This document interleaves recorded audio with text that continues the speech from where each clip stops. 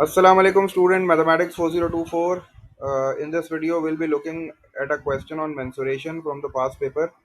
जून 2021 का ये क्वेश्चन है। इस साल कोविड की वजह से जो है वो मैथ्स का एक ही पेपर बना था, पेपर वन पेपर टू नहीं था। तो मेंसुरेशन का ये क्वेश्चन उसमें पूछा था जो कि काफ़ी ट्रिकी क्वेश्चन है। थोड़ा कॉम्प्लेक्स और सोल्यूशन है इसका। इट हैज़ फोर पार्ट्स, इसके फोर पार्ट्स हैं इस क्वेश्चन के। इस वीडियो में इंशाल्लाह इस क्वेश्चन को डिस्कस कर लेते हैं। बड़ा रीसेंट क्वेश्चन है और थोड़ा सा मुश्किल भी है। एक स्टूडेंट ने मुझे भेजा था, उसने रिक्वेस्ट की थी कि सर इसका सोल्यूशन जो है वो डिस्कस करें। तो let's just fulfil the request, उसकी रिक्वेस्ट फुलफिल करते हैं और इस वीडियो में सोल्यूशन को देखते हैं। हमारे पास जो है वो एक वाटर टैंक है। The water tank is basically in a shape of a prism with an open top. ठीक है, ओपन टॉप का मतलब है कि इसका जो ऊपर का सरफेस है ये नहीं है। और this is a water tank जो कि एक प्रिज्म की शेप में है। और इस वाटर टैंक को अगर हम देखें तो इसमें जो फ्रंट और बैक साइड है ये जो है वो ट्रेपीजियम है। और आइसोसेलेस ट्रेपीजियम कहलाता है ये, क्योंकि इसमें जो है वो जो दो साइड्स हैं वो पैरेलल होती हैं और जो बाकी की दो साइड्स हैं वो इक्वल हैं। तो ये जो ट्रेपीजियम है इसको आइसोसेलेस ट्रेपीजियम कहते हैं। और हमारे पास जो बाकी साइड्स हैं वो रेक्टेंगल है। उसने ये चीज़ जो है वो यहाँ भी लिखी हुई है। The cross section of the tank A B C D is a trapezium. ये जो आपको सामने नज़र आ रहा है A B C D, this is a trapezium. और the base of the tank, ये जो बेस आपको नज़र आ रही है सी जी एच और डी, ये जो बेस नज़र आ रही है दिस इज़ अ रेक्टेंगल। तो ये भी एक रेक्टेंगल है, यहाँ भी रेक्टेंगल हो गया, यहाँ भी रेक्टेंगल हो गया, तो तीन रेक्टेंगल्स हो गए। और हमारे पास दो जो है वो ट्रेपीजियम हो गए। और मुझसे कह रहा है तो all the dimensions are in metres and A D जो है ए डी ये वाली साइड बी सी के बराबर है। ठीक है, जिसको मैंने बता दिया कि वो ट्रेपीजियम की दो साइड्स हैं। और अगर ऐसा ट्रेपीजियम हो कि जिसकी दो नॉन पैरेलल साइड्स, ये दो नॉन पैरेलल साइड्स कहलाती हैं और ये दो जो है वो पैरेलल साइड्स कहलाती हैं ट्रेपीजियम में। तो जो दो नॉन पैरेलल साइड्स हैं वो अगर इक्वल होती हैं लेंथ में, तो ऐसा ट्रेपीजियम जो है वो आइसोसेलेस ट्रेपीजियम कहलाता है। और बी सी जो है वो एफ जी के बराबर भी है। तो एफ जी आपको ये वाली जो साइड नज़र आ रही है एफ जी, ये भी है। और इसके अलावा जो है वो ई एच जो है वो ये भी। तो ये सारी की सारी जो है वो 0.50 है, फिगर में मेंशन हुआ हुआ है। ये भी 0.50, ये भी 0.50, ये भी 0.50 और ये भी 0.50। ये वाली जो सी डी लेंथ है ये 0.65 मीटर्स है। और सी जी जो है ये 1.60 हो गई। ई एफ जो है दैट इज 0.95। तो dimensions are all mention in the question, metres में सारी डायमेंशंस हैं। फर्स्ट पार्ट में मुझसे कह रहा है show that the depth d meters, मतलब ये जो डेप्थ है यहाँ से लेके ए से लेके जो डी, ये डी तक का वर्टिकल डिस्टेंस है, इसको इसने डेप्थ बोला है, टैंक की डेप्थ। ये जो डेप्थ है ये 0.477 मीटर्स आ रही है। Correct to three significant figures. मुझे जो है ये प्रूफ करना है, ये शो करना है कि जो इस टैंक की डेप्थ आ रही है that is equal to 0.477 meters. तो डेप्थ निकालने के लिए मैंने क्या काम किया कि डेप्थ निकालने के लिए मैंने टॉप से बॉटम एक स्ट्रेट लाइन ड्रॉ करी। ठीक है, ए से मैंने जो है वो एक स्ट्रेट लाइन ड्रॉ करी और फिर मैंने यहाँ से उसको ज्वाइन करके एक यहाँ से मैंने जो है उसको वापस ट्रेपीजियम के साथ डी पॉइंट के साथ ज्वाइन करके मैंने एक ट्राइंगल बना लिया। और ये जो ट्राइंगल है ये राइट एंगल ट्राइंगल बन रहा है, क्योंकि आपको पता है कि ये बेस है और ये जो है वो मतलब परपेंडिकुलर है और टॉप से, तो ये जो है राइट एंगल ट्राइंगल बन रहा है। और मैंने सेम राइट एंगल ट्राइंगल इस साइड पे भी बना दिया। और जब मैंने इन दोनों राइट एंगल ट्राइंगल्स को गौर से देखा तो मुझे ये दोनों राइट एंगल ट्राइंगल्स जो है वो कॉन्ग्रेंट नजर आ रहे हैं। क्यों? क्योंकि ये तो डेप्थ है, ये भी डेप्थ है, इसका मतलब है ये दोनों बराबर होंगे। और ये वाली जो साइड है ए डी ये 0.50 है और बी सी ये भी 0.50 है। और इनमें एक एक एंगल भी बराबर आ रहा है। तो इसका मतलब है कि मेरे पास जो है वो आर एच एस, अगर मैं बोलूँ तो आर एच एस के अकॉर्डिंगली हाइपोटेन्यूज और साइड, तो ये दोनों ट्राइंगल्स जो हैं ये कॉन्ग्रेंट है। कॉन्ग्रेंट ट्राइंगल्स का मतलब है कि फिर जाहिर सी बात है इनकी बेसिस भी बराबर होंगी। कॉन्ग्रेंट ट्राइंगल्स तो ऐसे ही होते हैं ना, एग्जैक्टली इक्वल।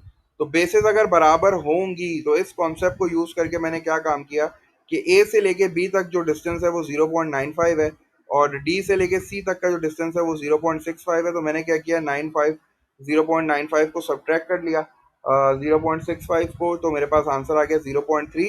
और इस 0.3 को मैंने इक्वली डिवाइड कर दिया दोनों साइडों पे। तो 0.3 को जब 2 से डिवाइड करूंगा तो आई विल गेट 0.15 और 0.15। तो उसका मतलब है this is 0.15 and this is 0.15। तो मैंने क्या किया कि ट्राइंगल को निकाल के यहाँ बना दिया। हाइपोटेन्यूज जो है वो 0.5 हो गई, बेस जो आ गई वो 0.15 आ गई और मुझे परपेंडिकुलर फाइंड आउट करनी है। तो since this is a right angle triangle तो मैंने पाइथागोरस थ्योरम यूज किया। पाइथागोरस थ्योरम कहता है कि हाइपोटेन्यूज का स्क्वायर माइनस बेस का स्क्वायर, क्योंकि मुझे परपेंडिकुलर चाहिए, और परपेंडिकुलर पे भी स्क्वायर होता है तो वो दूसरी साइड पे जाके रूट हो जाएगा। तो डी की वैल्यू जो है कैलकुलेटर से आ गई 0.477 meters. Correct to three significant figures, इसको राउंड ऑफ कर दूंगा। इसमें 3 सिग्निफिकेंट फिगर्स हैं तो मैंने जो है वो पार्ट ए शो कर दिया है। मैंने बस ये कॉन्सेप्ट यूज किया कि since this is an isosceles trapezium, isosceles trapezium में ये जो दोनों साइड्स हैं ये बराबर हैं, तो फिर ये दोनों बेसिस भी बिल्कुल बराबर होंगी क्योंकि ये दोनों ट्राइंगल्स जो हैं ये कॉन्ग्रेंट ट्राइंगल्स हैं। तो कॉन्ग्रेंट ट्राइंगल्स जो हैं बिल्कुल एक जैसे होते हैं। तो मैंने क्या किया, यहाँ से लेके यहाँ तक 0.95 था, इसमें से मैंने 0.65 सब्ट्रैक्ट किया, जो आंसर है उसको 2 से डिवाइड किया, तो मुझे जो है वो दोनों साइड की ट्राइंगल की बेसिस पता चल गई। और फिर मैंने जो है वो पाइथागोरस थ्योरम यूज करके डेप्थ निकाल ली। तो डेप्थ मेरे पास आ रही है 0.477 मीटर्स। ये फर्स्ट पार्ट हो गया। सेकंड पार्ट में उसने बोला calculate the surface area of the tank. तो सरफेस एरिया जो निकालने का फॉर्मूला क्या होता है, I have to find the areas of the individual shapes और उन सबको ऐड अप कर दूंगा तो मेरे पास जो है वो टोटल सरफेस एरिया टैंक का आ जाएगा। तो इसमें मेरे पास 2 ट्रेपीजियम्स हैं और 3 रेक्टेंगल है, तो 5 फेसेस हैं। तो मैंने यहाँ लिख दिया 2 ट्रेपीजियम प्लस 3 रेक्टेंगल्स। तो ट्रेपीजियम के लिए मैं ट्रेपीजियम के एरिया का फॉर्मूला यूज करूंगा, और 2 इसलिए क्योंकि 2 ट्रेपीजियम है तो 2 लिखा। ट्रेपीजियम के एरिया का फॉर्मूला होता है half into height multiply by sum of parallel sides.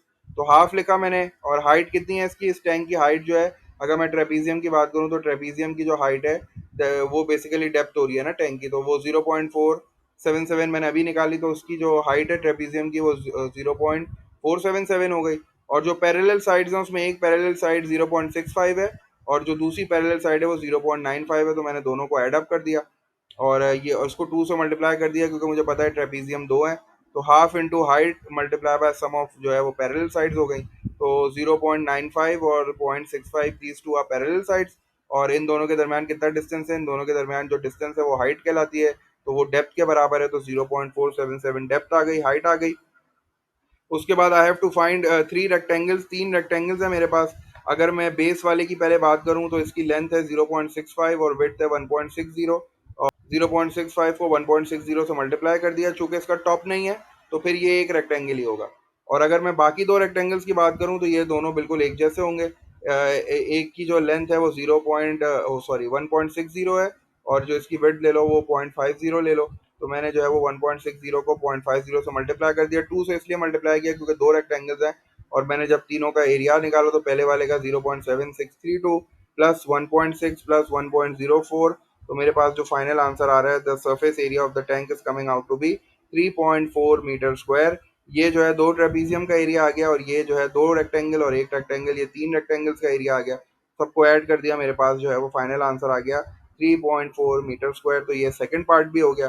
First part में मुझे डेप्थ शो करनी थी, मैंने डेप्थ शो कर दी by using Pythagoras theorem. Second part में मुझे सरफेस एरिया निकालना था। सरफेस एरिया कैसे निकालते हैं, सरफेस एरिया के लिए जो इंडिविजुअल शेप्स होते हैं उनका एरिया अलग अलग निकाल लो and then you add up the area to get the total surface area of the tank. तो ये भी आ गया मेरे पास 3.4 मीटर स्क्वायर। पार्ट सी पे चलते हैं। पार्ट सी में मेरे पास उसने जो है वो क्रॉस सेक्शन जो है मुझे दिया हुआ है और उसने बोला है कि अब इस टैंक में जो है ना उसने वाटर भर दिया। The diagram shows the cross section of this tank.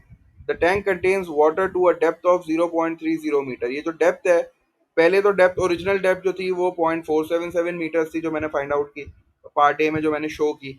और अब जब इसमें पानी भरा हुआ है तो ये जो 0.477 है this is the total depth. और पानी उसमें कितना भरा हुआ है, 0.30 मीटर्स। और ये 0.65 थी, ये 0.95 थी, ये तो वो जो है वो फिगर में लिखा था।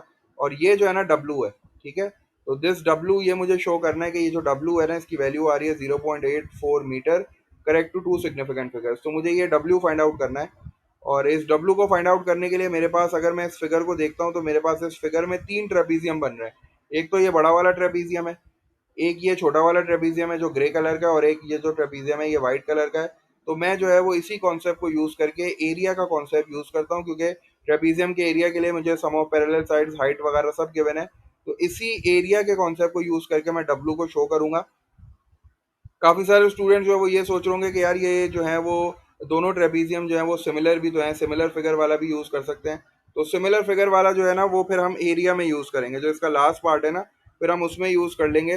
Calculate the surface area of the tank. ये सरफेस एरिया निकालने के लिए जो है वो मैं फिर जो है वो एरिया ऑफ सिमिलर फिगर वाला कॉन्सेप्ट यूज कर लूंगा। लेकिन इस डब्लू की वैल्यू निकालने के लिए मैं जो है वो सिमिलर वाला कॉन्सेप्ट नहीं यूज कर सकता, क्योंकि ये दोनों जो ट्रेपीजियम बने हुए आपको नजर आ रहे हैं ये सिमिलर नहीं है, ठीक है। क्योंकि आपको नजर आ रहा है इनके रेशियोज जो है वो कॉरस्पॉन्डिंग रेशियोज बराबर नहीं है। तो इसका मतलब है कि यहाँ सिमिलैरिटी वाला कॉन्सेप्ट आप यूज नहीं कर सकते।